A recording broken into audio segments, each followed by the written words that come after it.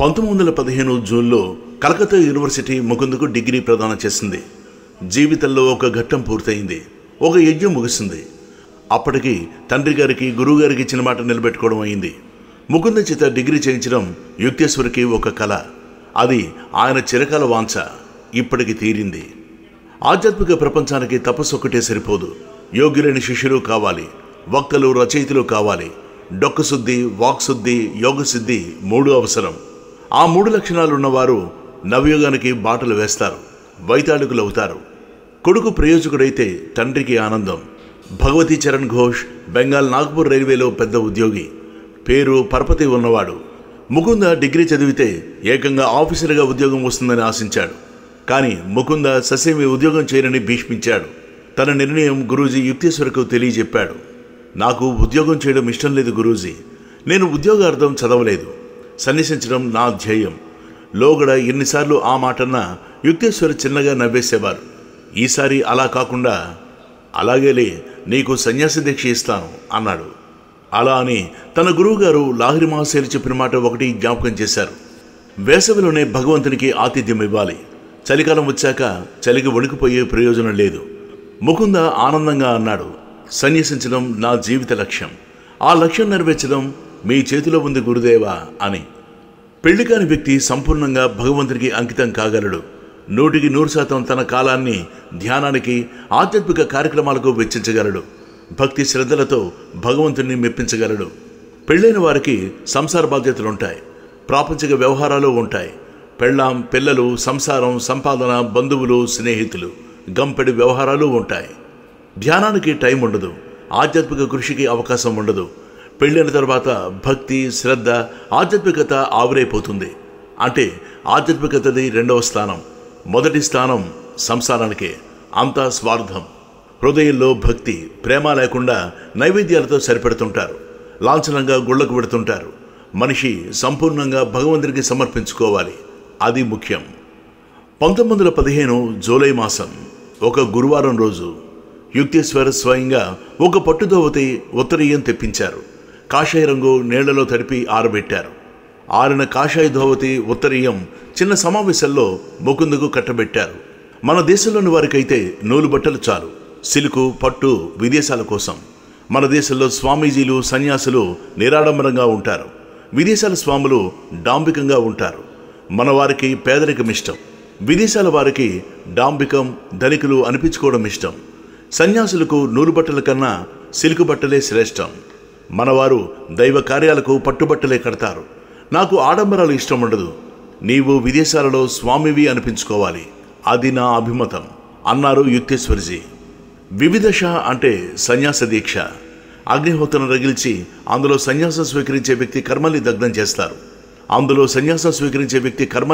చేస్తారు. అంటే ఆ క్రియతో అతని భౌతిక శరీరం దగ్ధమైపోయినట్లు. ఆ తర్వాత మంత్రదీక్ష ఇస్తారు. అహం బ్రహ్మస్మి, త్వమేవహం, ఓం తత్సత్. ఈ 3 మహావాక్యాలను మంత్రంగా జపించమని బోధిస్తారు. వీటిలో నీకు ఏది ఇష్టమో ఎన్నుకో అన్నారు యుక్తేశ్వర్జీ. ముకుంద వినయంగా అన్నారు, గురుదేవా, నాకు మంత్రం ముఖ్యం కాదు, యోగం ద్వారా నాకు ఆనందం లభించాలి. మీరు నాకు ఇది యుక్తమనిపిస్తే దానిని అనుగ్రహించండి అన్నాడు. ఈ రోజు నుంచి నీవు ముకుందలాల్ ఘోషువు కావు, గతాన్ని చెరిపాయి. నీ పేరు యోగానందగిరి, అది మన యోగ సంప్రదాయం. యుక్తేశ్వర్ నోటి నుంచి యోగానంద పేరు ఉచ్చరించగానే దానికి ఎక్కడలేని యోగశక్తి వచ్చి జతపడ్డది. స్వామితత్వం మన దేశంలో అనాదిగా వస్తున్న సంప్రదాయం. అందరూ గురు శిష్య సంప్రదాయాన్ని పాటిస్తారు, లేకపోతే పరంపర కొనసాగదు. ఆదిశంకరాచార్యుణ్ణి జగద్గురువు అంటారు, యుక్తేశ్వరగిరి సద్గురువు. వారిది గిరి సంప్రదాయం. గిరి అంటే పర్వత శిఖరం, అంటే ఆధ్యాత్మికంగా శిఖర సమానుడని అర్థం. అలాగే సాగర్, భారతి, పూరి, సరస్వతి, అరణ్య, తీర్థ, ఆనంద అన్నవి వేర్వేరు శాఖలు. ఆనంద లబ్ధికి ప్రేమ, కరుణ, జ్ఞానం, భక్తి, సేవనం, యోగం, జ్ఞానం, తపస్సు వేర్వేరు ఉపాధులు. స్వార్థం, స్వలాభాపేక్ష లేకుండా ఆధ్యాత్మికవేత్తలు ప్రజాసేవ చేయాలి. ఆధ్యాత్మికతకు బాటలు వేయాలి. కుల, మత, జాతి భేదాలు ఉండకూడదు. సర్వమత సమానత్వం, ఆత్మభావన, ప్రేమ భావన ప్రధానంగా ఉండాలి. ఆత్మానుభవం కలవారు, జ్ఞానం పొందినవారు మాత్రమే స్వామితత్వానికి అర్హులు. శ్రీ యుక్తేశ్వర్ సంప్రదాయ సన్యాసి కాదు, సన్యాసి. ఆయన సంసారి, యోగి. జీవన విధానం వైరాగ్యం. యోగ సాధనతో పూర్ణత్వం సాధించిన, సిద్ధింప చేసుకున్న సంసారి స్వామి. ఆయన ఆధునిక ఋషి. వారిది ఋషి సంప్రదాయం. ఋషులెవరూ సన్యాసులు కారు. అందరూ సంసారులే, అందరూ జ్ఞానులే, అందరూ యోగులే. శాస్త్రీయ దృక్పథం గల జ్ఞానులంతా యోగులే, ఋషులే. పూర్ణయోగికి అతీంద్రియ శక్తులు, సిద్ధులు అలవోకగా లభిస్తాయి. జ్ఞానానికి వైవాహిక జీవితం అనర్హత కాదు. అందుకు గొప్ప ఉదాహరణ లాహిరి మహాశయ, యుక్తేశ్వరగిరి. ఆ గురు శిష్యుల అభిప్రాయంలో వివాహితులు, అవివాహితులు ఇరువురు యోగానికి అర్హులే.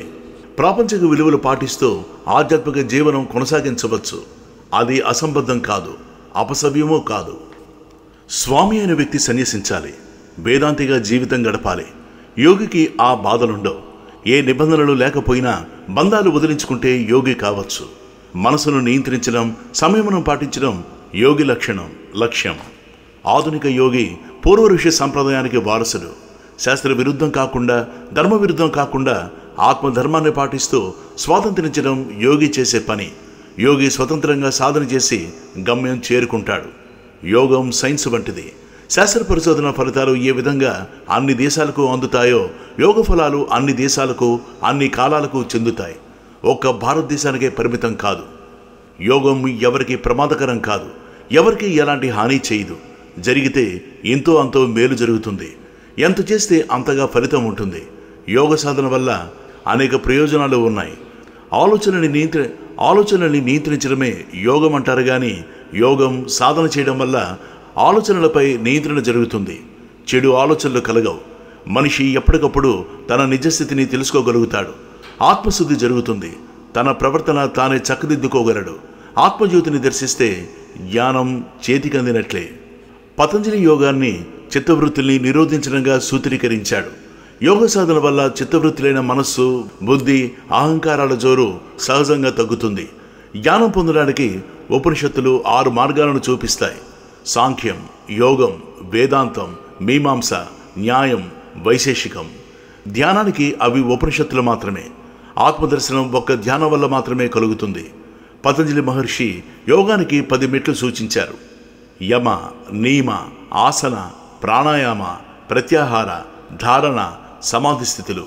సమాధిలో యోగి నేరుగా సత్యాన్ని దర్శిస్తాడు.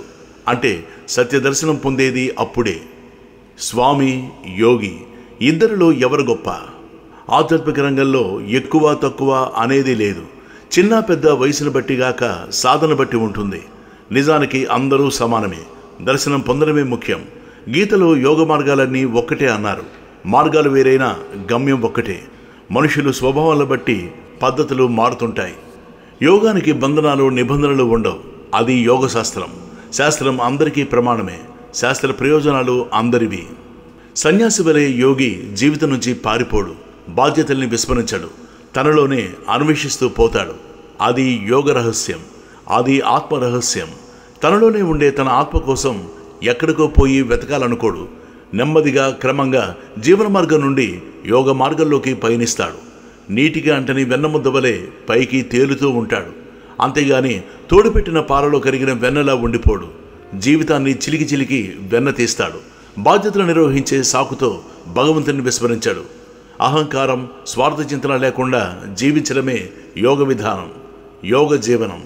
జీవించడమే భగవత్ కార్యం అని తెలుసుకున్నప్పుడు జీవితమే సహజ యోగ క్రియ అవుతుంది. చేసే ప్రతి పని క్రియాయోగం అవుతుంది. ఇప్పుడు అమెరికాలోనూ కొన్ని పాశ్చాత్య దేశాల్లోనూ హిందువులు కాని వారు అనేక మంది యోగులు ఉన్నారు. యోగాన్ని శాస్త్రంగా అధ్యయనం చేస్తున్నారు. బౌద్ధులు యోగులే కదా. యోగి, స్వామి అనే మాటలు భగవంతుని ఉనికిని విశ్వసించే ఎవరికైనా వర్తిస్తాయి. అన్వయంలోనే తేడాలు. అన్వేషణ ఎప్పుడూ ఉన్నదే. ప్రవక్తలు అన్ని దేశాలలో, అన్ని కాలాలలో ఉన్నారు, ఉంటారు. అయితే అందరి సాధనలో సారూప్యత, సమాన ధర్మం కనిపించదు. అవగాహనలో తేడా ఉంటుంది. శాస్త్రీయ అవగాహన ఏర్పడితే ఏ దేశం వారైనా యోగులు కాగలరు. జ్ఞాన శిఖరాలు అధిరోహించగలరు.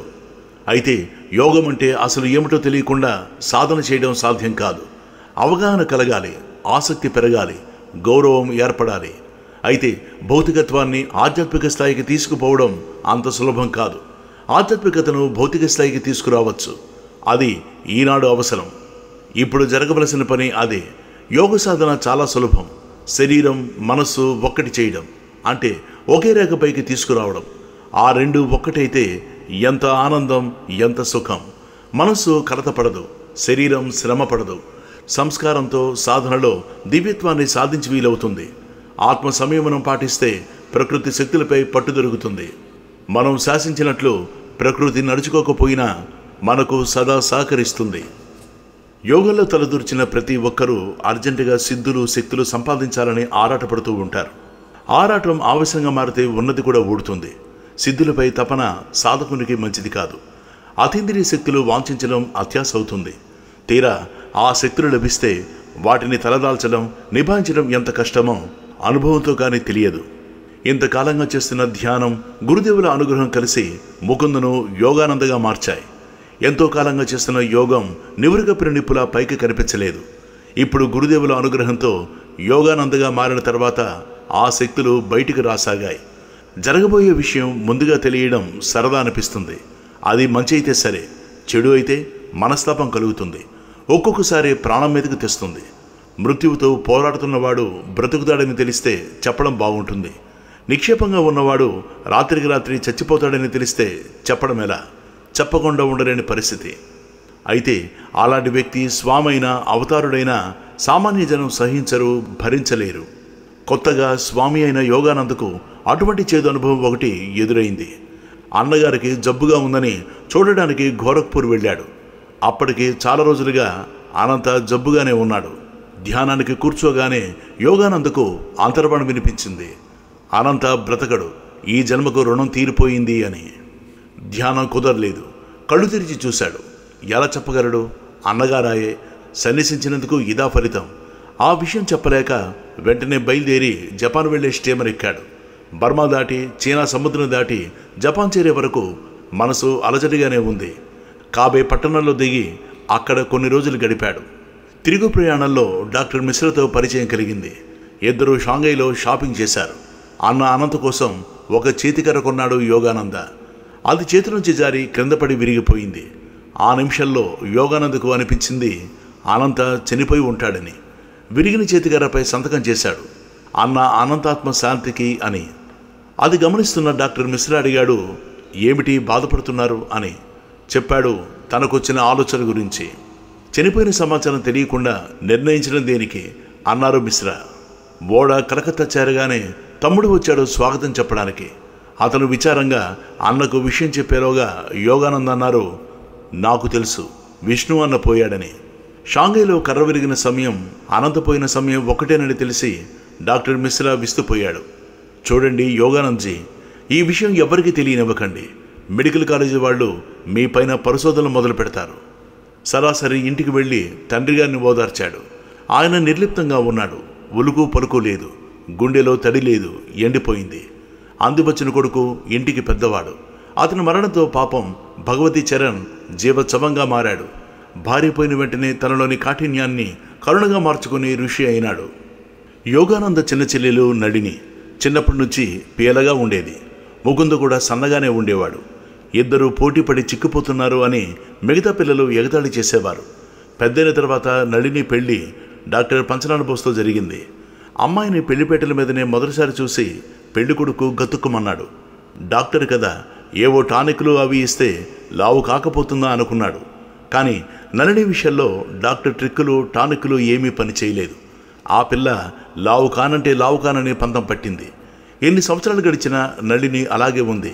దాంతో కాపురం కొల్లేరైంది. భార్యాభర్తల మధ్య సయోధ్య లేదు, అసలు మాట్లాడుకోరు. నళిని వచ్చి యోగానందతో మొరపెట్టుకుని ఏడ్చింది. మీ బావగారు నా మొహం చూడడం లేదన్నా, నేను సన్యాసం పుచ్చుకుంటాను, మీ గురువుగారితో చెప్పు అన్నది. ముకుంద ఉచిత సలహా ఇచ్చాడు. ఈ రోజు నుండి చేపలు, గ్రుడ్డు, మటన్ మానే నళిని అని. అన్నగారి సలహా పాటించింది. నెల రోజుల్లో పనసపండులా తయారైంది. యోగానంద జపాన్ వెళ్ళినప్పుడు నళినికి టైఫాయిడ్ వచ్చింది. అన్న యోగానంద వస్తే తనకు నయమవుతుందని ఆమె ఆశ. యోగానంద వచ్చేసరికి డాక్టర్లు ఆశ వదిలేశారు. టైఫాయిడ్కి తోడు డిసెంటరీ పట్టుకుంది. ఇంకేం బ్రతుకుతుంది?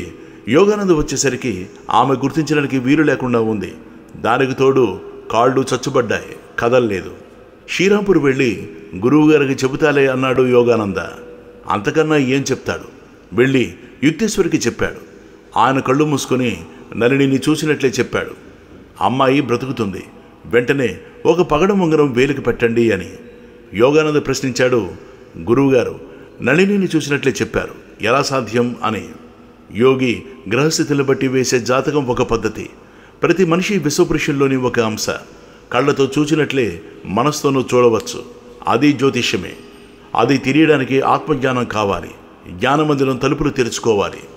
పగడం కూర్చిన ఉంగరం పెట్టిన నెల రోజుల్లో ఆరోగ్యం చక్కబడ్డది. తర్వాత గురువుగారికి నా నమస్కారాలు చెప్పు అని యోగానందను కోరింది చెల్లి. ఆ మాట చెప్పినప్పుడు యుక్తేశ్వర్ అన్నారు, నీ చెల్లెలకి పిల్లలు లేరు కదా, ఆ అమ్మాయికి పిల్లలు పుట్టరని డాక్టర్లు చెప్పారు కదా అన్నారు యుక్తేశ్వర్. అవును గురూజీ, ఆమెకు సంతాన యోగం ఉంది, 2 ఆడపిల్లలు చెప్పారు యుక్తేశ్వర్. గురువుగారి ఆశీస్సులతో నళిని ఒక అమ్మాయికి కొన్ని సంవత్సరాల తర్వాత మరొక పాపకు జన్మనిచ్చింది.